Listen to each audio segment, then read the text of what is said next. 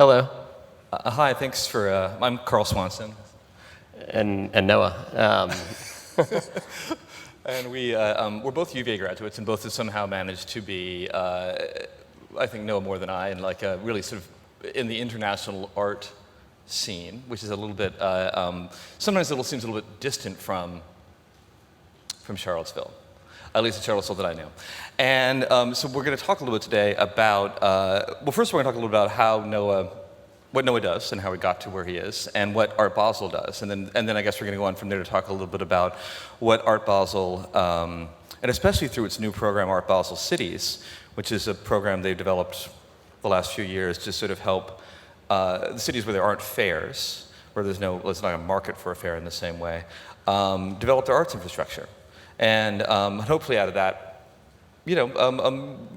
tell you some things that may be helpful to you in everything that you guys are interested in, which is sort of the idea of the conference. So first of all, hi Noah, good to see you. Hello. Tell me a little bit about how you got to do what you do. I'm going to begin by saying I wanted to give this talk with a national championship hat on, but I couldn't get to Mincer's before I got here, so that's my afternoon adventure. It's great to be back in Charlottesville. I graduated UVA in 2002. It's been more than a decade since I've been back here, and the whole Tom Tom initiative is extraordinary. So a huge thanks just to kick things off to Paul and his team for compelling us to come down. I was an Eccles scholar at UVA. Never quite knew what I wanted to do. I studied economics and ended up writing a senior thesis on how people invest in the art market. I was interning on Wall Street in my time here as a student, and my last year was 2001. 9/11 happened. The notionality that you kind of were like, you would just get this job on Wall Street after you graduated because that was your career track didn't manifest in that way, and I had to think a bit more creatively around what I wanted to do with my life and with the next steps in my career, and I was fortunate to have some great advisors within the UVA community who encouraged me to apply to this school called the Courtauld Institute of Art in London to pursue a master's degree in the history of art, and I applied. I ended up getting a scholarship and moved to London for the better part of a decade. What was a master's degree in the beginning turned into a PhD, focusing really on how the art market works and sort of an up-to-date summation of where that field had gone, and the PhD turned into a book, and I started working at a museum in London and did various things, and that was really the beginning of my career, but it wasn't a career that began or is ended with any specific endpoint in mind. I didn't really know at the time where it would go. I just knew that I wanted to do something professional and entrepreneurial within the art space. And I relocated back to New York about 10 years ago now and began my adventure in the art fair space. First running an online art fair. After that, joining the Armory Show, which is the biggest art fair in New York City. And I've now been with Basel in this capacity for the last 4 years. Behind me, by the way, is a slideshow that I just put together to give some visual indication of what we do. There's about 100-odd slides. They'll go in a loop, and I don't know if many of you have or haven't been to Art Basel, but this is a little bit of what it looks like and feels like at our various shows, and also through the Cities program that Carl mentioned. It's actually, especially if you're interested in all of this, I know it's been around for a few years now, but one of the interesting things about Noah's book is that it actually does give a summary of the sort of development of of the art fair in some ways, which is interesting because he's one of the few people I think who actually did an academic study that ends up running that actual thing. But it's although it has sort of, I guess, at this point what seems like a rather unfortunate title. But it probably seemed like a good idea at that. It's a great idea. It's called Art of the Deal. I take a moderate amount of personal pride knowing that the President of the United States, very late in the evening, knows who I am and is probably trying to delete me from his Amazon account. I've benefited over the years from people mistakenly buying my book as well, and I don't issue any refunds. He's a master marketer. So tell me, when you come to when you came to Art Basel as the organization, what is it that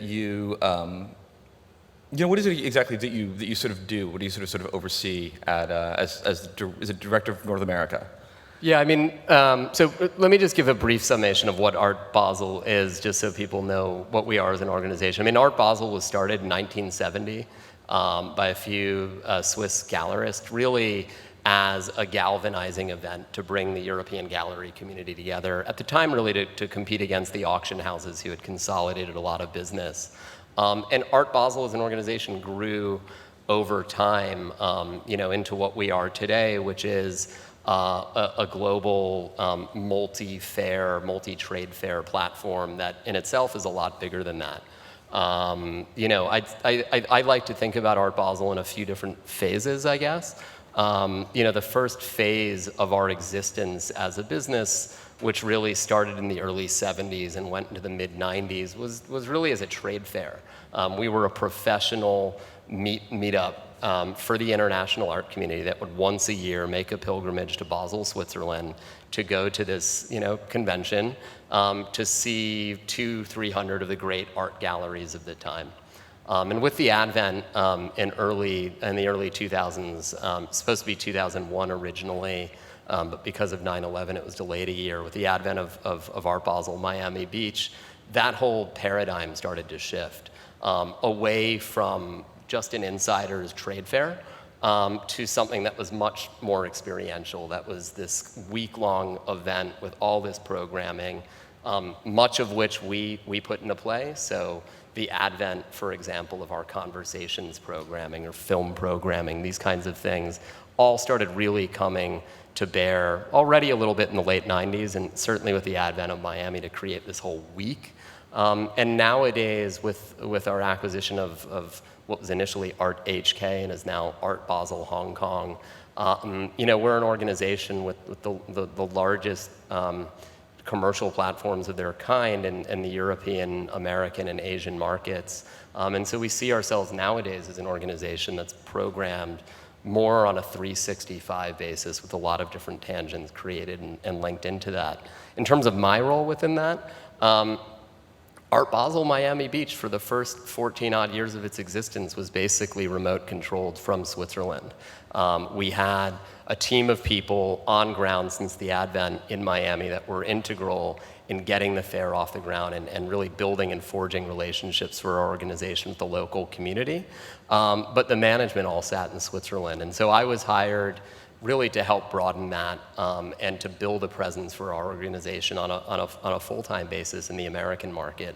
And it's allowed us to grow in so many different ways. And I think part of that was also recognizing that the art world in the 21st century is no longer just a London, New York-centric business environment, that there's so much going on, and it's one of the reasons that I was so excited to come here as well. There's so much going on now on a regional basis throughout the US and Latin America. We spend a lot of time in Mexico, for example, and Guadalajara or Mexico City. We're traveling to New Orleans and Chicago and Minnesota and Boston. There's just a lot going on between the coasts, so to speak. And as an organization, we make an active effort to get to know the communities that support what we do and in turn support the great artists and galleries that are part of our platform. So I see my role really as being the key sort of gatekeeper to that community for our organization, while I have a very practical and real job of also administering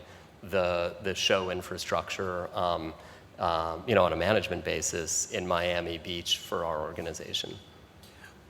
Was there a feeling that, and I've been to Art Basel Miami Beach since the first one. And I haven't been to every single one of them, but I was there and I remember how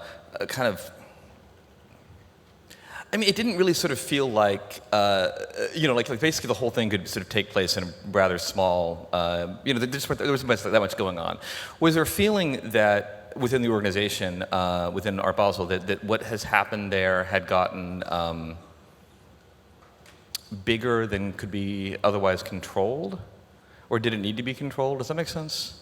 Define control. Well, I mean, you had to sort of reassert the centrality of the fair compared to all the other sort of activities and behaviors and sub-fairs and quasi-fairs and that sort of thing is going on there.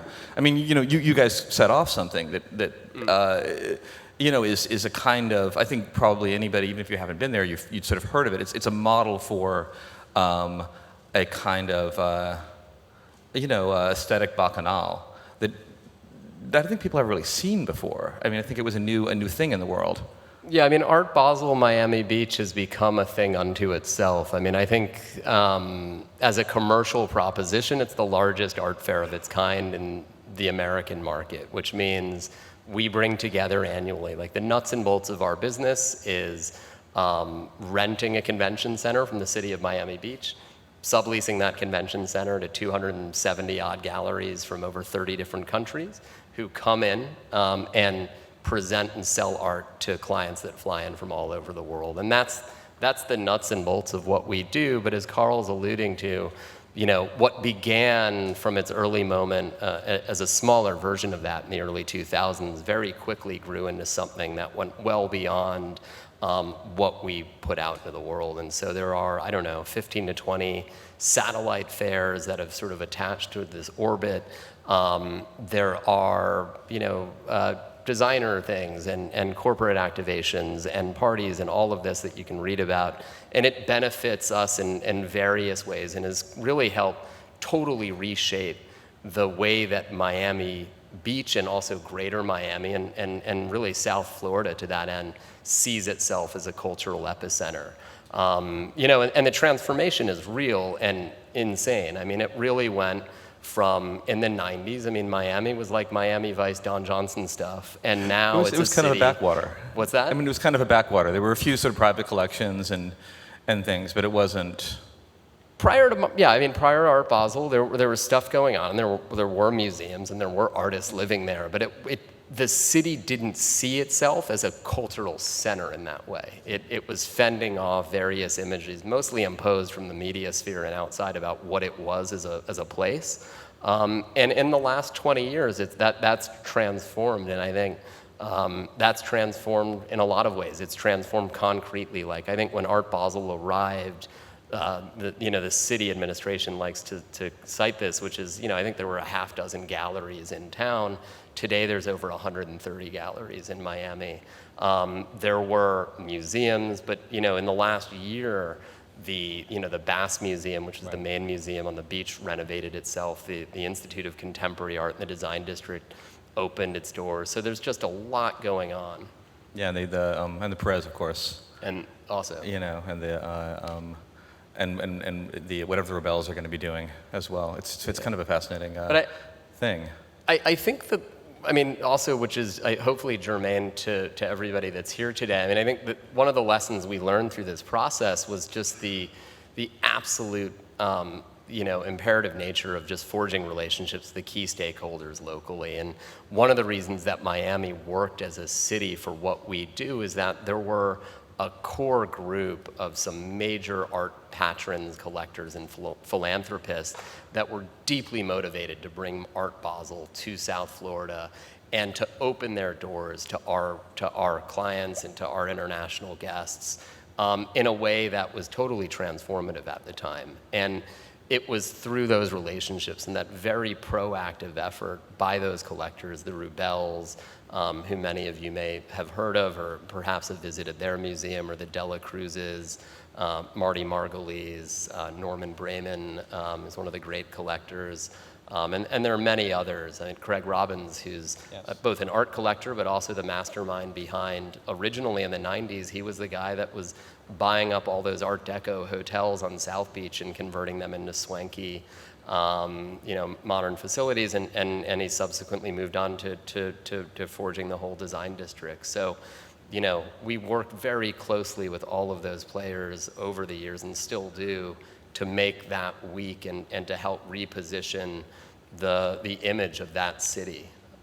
Yeah, I guess that's the question. Probably the question here in many ways is how something like the contemporary art world and can help transform a city in terms of its but its image and therefore like its economic prospects. I mean, how can you sort of take the presence of the contemporary art world in its various manifestations, like how that can sort of help, give a city new life? I mean, is that something people, I would imagine, are always sort of coming to you and asking you about? Yeah, I mean, Art Basel, I mean, just to sort of put this in context, right? Art Basel and the city administration in Miami is on record saying this generates in any given year something in the order of $400 to $500 million annually of economic impact in that city. And that's not art buying, right? That's people spending money in hotels and restaurants and local businesses. And so we're approached. It's like on Top 40 radio, like there's like, yo, Art Basel. Like these, it's kind of fascinating. It takes over the whole city, even in ways that have nothing to do with anything you specifically are involved with. Well, Basel has become a verb, right? Like you Basel. Most people, I mean, many people that I meet that are not, really from the art world proper don't even know that Art Basel is a Swiss entity. They just refer to Basel as this thing in Miami.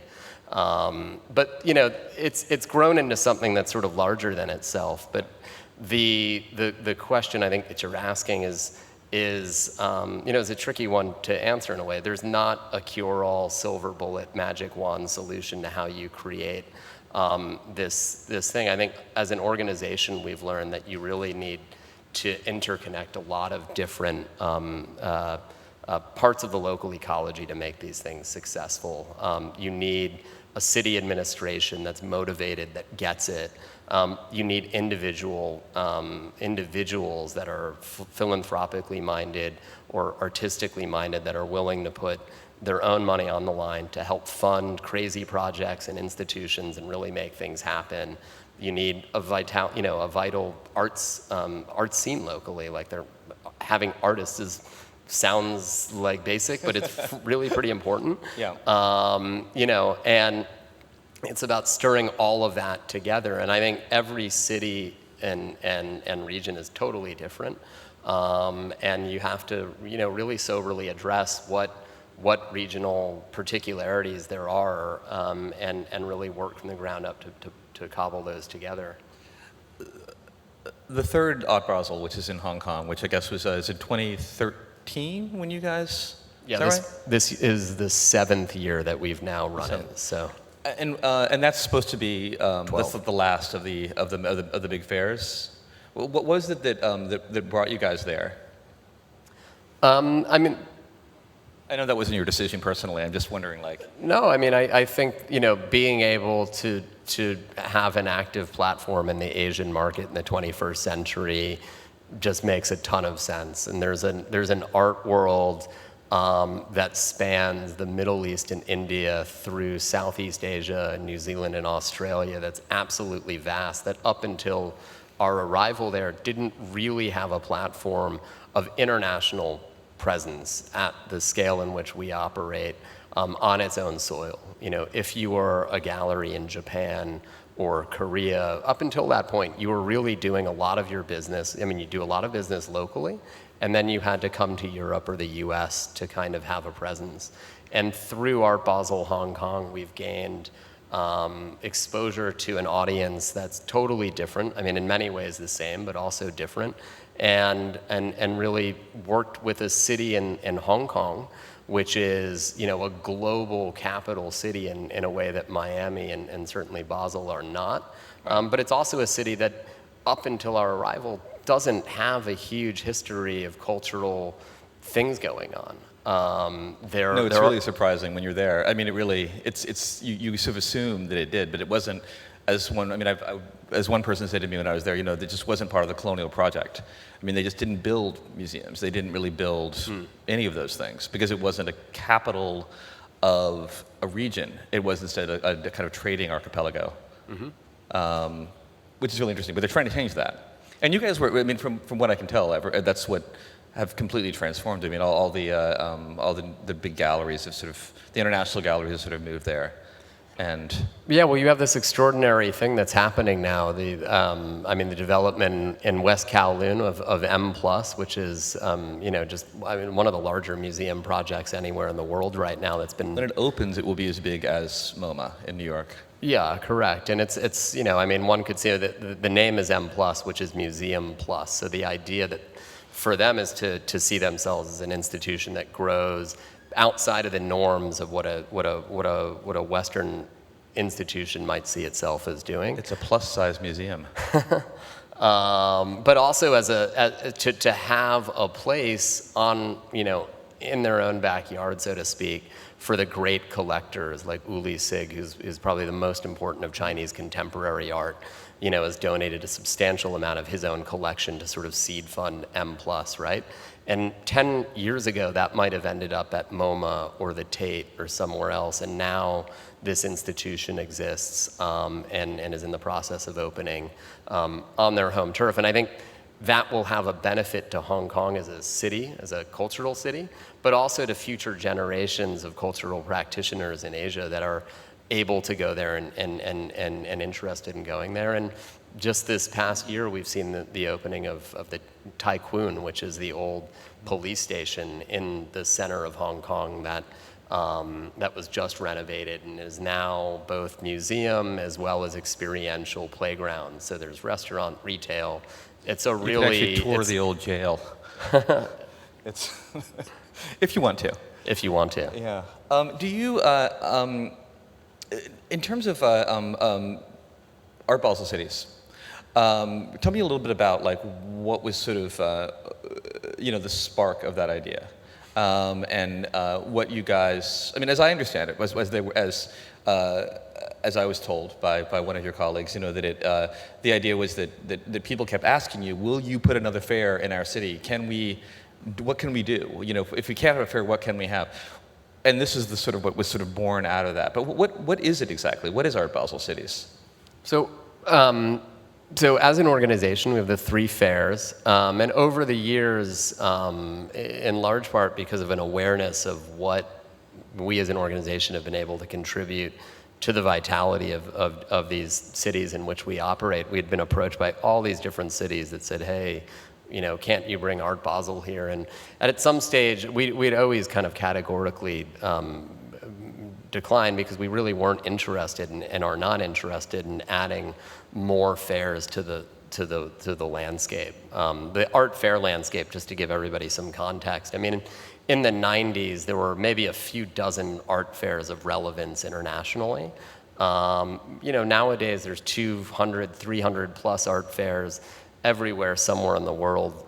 Feels like there's an art fair. And as an organization, we don't any longer feel like we have to do more to that. I mean, we have what we feel are the most important platforms in the regions in which we operate. But the light bulb ultimately went off that there was something to be done. And several years ago, we basically built a new business line, which was the cities platform, in which our proposition was essentially to consult with local city administrations and work with them to kind of co-create some sort of cultural product to allow them to to sort of shake up the cultural ecology and broadcast that to the world.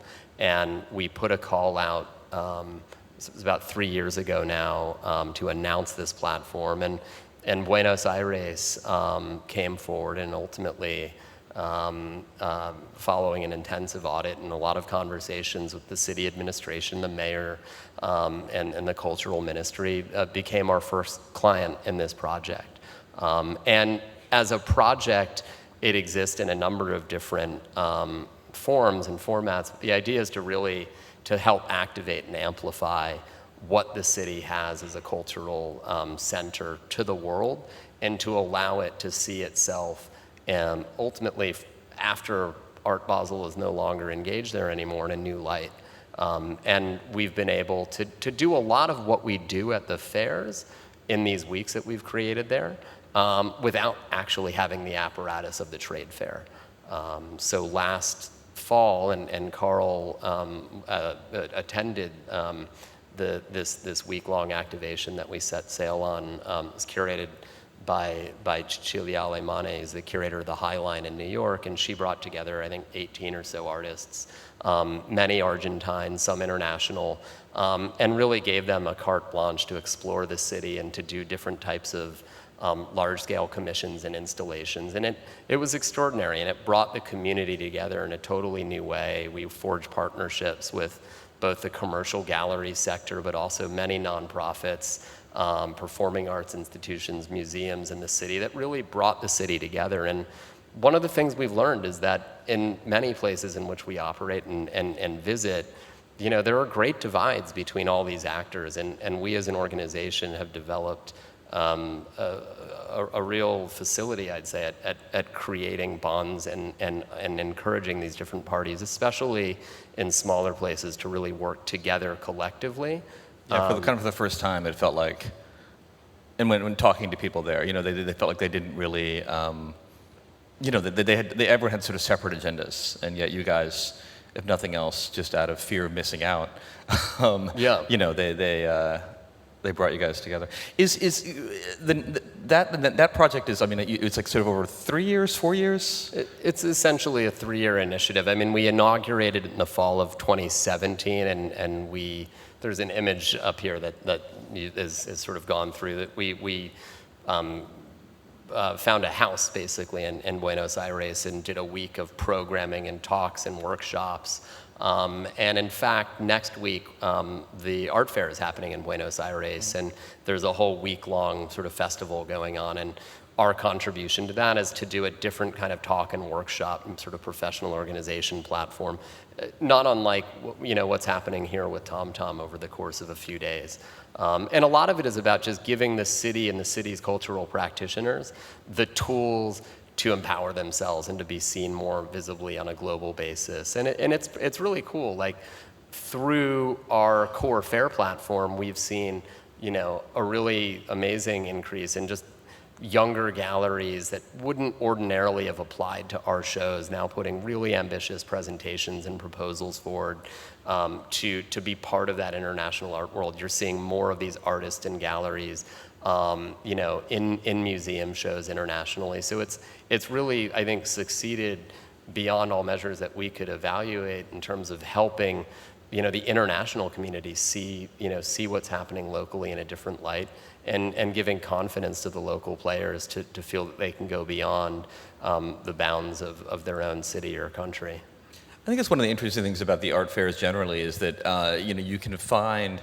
My favorite part about going to an art fair is when you look around. Wow, this is a gallery from Dublin. This is a gallery from these like little cities, and you can actually sort of base your gallery operation outside of rather than just being like on in Chelsea or Madison Avenue or the West End of London or whatever. How does that in terms of when you guys are working with galleries? And I know fundamentally that's you work with galleries. That's what you guys do. What is it that you do that you think that you guys can do and think about doing to encourage these smaller city art scenes by encouraging the financial viability of their galleries?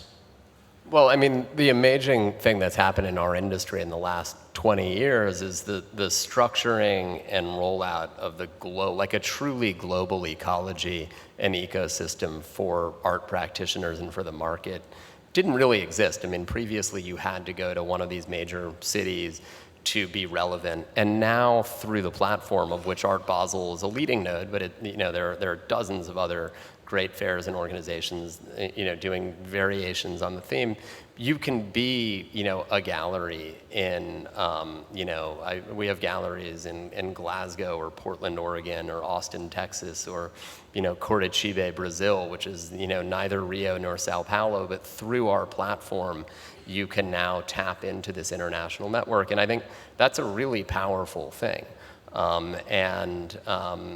If I was a younger gallerist today, I'd certainly look at having a presence in Los Angeles or New York or Berlin, but I would equally look at going back to maybe where I'm from and existing sort of outside of that at arm's length in a way that can be relevant to a local community. And if you can build a program with some local support and offer artists opportunities to do inspiring things that they might not otherwise be able to get in a white cube, small space on the Lower East Side. And you can take that artist on an adventure or a journey through some aspects of the fair paradigm, which in turn can help escalate you onto the museum or biennial paradigm, and then that's a really powerful thing. What is it that you, if you were to sort of give advice to, and I'm sure people will ask you this, from a smaller city that doesn't have sort of like the same infrastructure that one of the big cities you guys, even a city like Buenos Aires, which I'd never been there before, but has a fantastic and incredibly confident sense of its own cultural importance. Way beyond whatever sort of the vicissitudes of its economy are. But what about places that are less confident, that have less of that sort of sense of themselves? I mean, what would you sort of say to them in terms of like, what's important to sort of, is it to make sure that everyone's sort of working together? Is it to, what's sort of an important lesson if you were to sort of give to people? Well, I think you have to be real. I mean, you have to really understand what your goals or expectations are. I mean, are you trying to create some sort of commercial art scene? Are you trying to create a more self-confident place for artists and practitioners to exist? Do you want to have, a stimulating university or sort of academic structure around it? I mean, all of these things are different, and there are a lot of different nodes within what's broadly defined as art that have hugely different economics and financials behind them. And I think each city has its own particularity that I think you need to very soberly address. As I said at the outset, or a few moments ago, I mean, I think you need a city administration that buys into this vision and is going to stand behind it in their own public programming.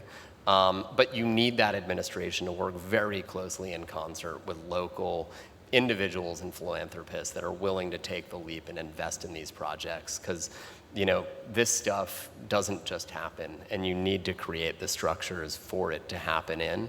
And I think that one shouldn't write off the possibility of, which is not unlike my understanding of what a lot of TomTom is about forging alliances with other regional cities, for example, or creating the opportunities to collaborate and share outside of your immediate environments. I mean, I think these are all things that are totally integral to that. But having a clear sense of purpose and what your objectives actually are is really key. I mean, in Miami, to take Miami as an example, despite the onset of all these galleries in Miami, I think the real transformation of Miami as a cultural center is not really on the commercial side, but in the institutional side. There are new institutions of real international relevance now with the Perez and the ICA, and even with the Wolfsonian and many others. I mean, not much further north, you have the Norton in Palm Beach that's just opened their new museum. And you also have the Art Center of South Florida, which is basically an artist residency program that's embarking on a totally new mission as well. So you have a city that's really thriving now in totally different ways, and we wouldn't necessarily have expected that outcome when we started 15 or 20 years there. And so you have to be willing to embrace that and really go along for the ride. Yeah, I guess sort of a lot that sort of like depends on the actual culture of and the culture of spectacle and that sort of thing in South Florida. I mean, the idea that you would that art has become one of the drivers of tourism and it's nothing else. And Miami wouldn't exist without tourism, or at least Miami Beach wouldn't exist without tourism. Do you, in terms of what's sort of next for Art Basel Cities? I'm actually, one quickly. This is probably a question people have. Like, how is Art Basel Cities paid for? Sure. I mean, we're funded ultimately by the city administrations. Art Basel's consulting around the structuring of these programs is part of that, but the vast majority of the funding raised really just goes back into hiring curators, paying artists, commissioning these works, putting these programs together and amplifying that to the world. Financially, we're also raising money from the corporate world UBS, who's our lead global partner, is also the lead partner in our cities project. Sure. And those types of partnerships have also allowed us as an organization over time to do the things we do. It wasn't really, for example, until the 90s that Art Basel's partnership platform really took off, and a lot of the funds that we've raised through that have gone back into doing ambitious talks programs, doing ambitious film programs, setting sail to initiatives like Unlimited, which there's a number of images here, which are these large-scale sculptures and installations. So, that's essentially the funding of cities. Yeah. And where that's going in the future, we'll see. I mean, we're speaking to a number of other cities. I mean, and it's been really extraordinary. But more than anything, I think the lesson we've learned is you can't predict exactly how these things will work, and you really, more than anything, need really strong engagement with the local stakeholders to make these kinds of efforts fly. Yeah, and to be realistic about what's accomplishable as well. And I guess a lot of the one of the things that's been sort of interesting about the art scene, I think lately and in the last few years especially, is there's been a lot of talk about how it can in some ways provide a sort of platform for discussions of social justice, for discussions of social change. One of the things I think that has been interesting in art, in what some things that Cecilia did in Buenos Aires, it had a lot to do with gender fluidity, a lot of these other sorts of things that are very important in the sort of intellectual culture right now. Like, how important is, how much do you guys, and you're a commercial entity, but I mean, how much does that sort of influence what you think about, what you do? Well, I think it influences us massively. I mean, I think as an organization, culture is very broad and means a lot of different things to a lot of different people. And, we try to bring all of those practitioners together, in as neutral a context as we possibly can. I think in Buenos Aires, this is clearly something that Cecilia tapped into with a lot of her programming. When I think of my time at Art Basel in terms of things that I'm proud of, I mean, I think we did a talk in Miami, not this year, but the year before, where we invited Brian Stevenson to speak. And I don't know if you know who Brian Stevenson is, but he's an extraordinary social justice lawyer and practitioner that is the head of this Equal Justice Initiative and founded this museum really as a memorial to slavery in Montgomery, Alabama. And getting Brian to come to Miami and be in conversation with Charles Gaines, who's one of the most important African-American artists, and a woman who's a curator in Los Angeles called Naima Keith, who's curating the next Prospect Triennial in New Orleans, was for me like amazing to have these people come to Art Basel and to be able to engage with our audience and speak about this new museum initiative, but also just the importance of social justice as a cultural phenomenon generally through the lens of Art Basel was really special. Yeah, because it's about more than responsibility beyond just sort of, sales. Absolutely, and I think that's, we take great pride in that. I'm not always sure how much of, say the media spin and coverage around all these parties and champagne-fueled things and million-dollar art sales reflects that, but as an organization, we're deeply committed to it. And make an active effort where we can in terms of the things that we control. Like, we control who we invite to speak at our panels and conferences. That's all material that we make available online for free. I mean, as a student, when I was writing my PhD, it was access to that kind of stuff that really was inspiring and gave me, as a eventual practitioner, the confidence to do what I can do. And I think we recognize the importance of that. So, for small cities that are trying to do these things, like investing in education and creating places to bring these people together is of utmost importance. No, I think it's especially for the sort of the Instagram generation, it's really very important to. It's one of the ways that people sort of interact with. One of the lenses that people use to interact with art. Anyway, I guess we're supposed to sort of wind. We're getting waved off stage. We're getting waved off stage. So thank you very much, Noah. I appreciate your help. Yeah, thanks everybody.